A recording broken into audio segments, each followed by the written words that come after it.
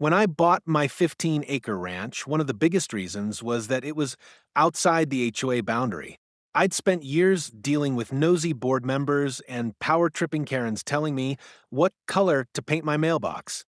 This time, I made sure, legally and geographically, that no HOA had a say over my land.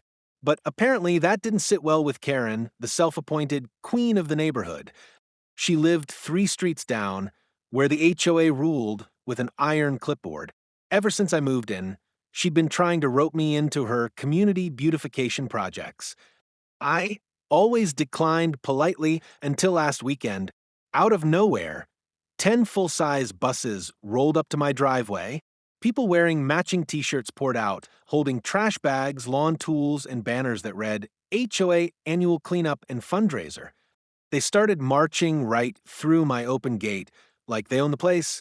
I stopped one of them and asked, "Who told you this was the cleanup site?" He pointed at Karen, standing proudly on the curb with a bullhorn. "This is our new community park," she shouted. "We're turning this empty property into something useful." Empty property? It was my home. My house, my land, my rules. So I calmly walked to my truck, pressed the button, and the massive steel gate swung shut, locking behind all 10 buses. Over 200 volunteers were now stuck inside my property. Karen screamed, "You can't do that. This is public land." "Funny," I said, pulling out my property deed. "The county recorder says otherwise. And by the way, trespassing is still a thing." Within 10 minutes, sheriff's cruisers arrived, called by Karen, of course. But when the deputy checked the records and saw I was right, his tone shifted fast. "Ma'am," he said, turning to Karen, "you just organized an illegal event on private property.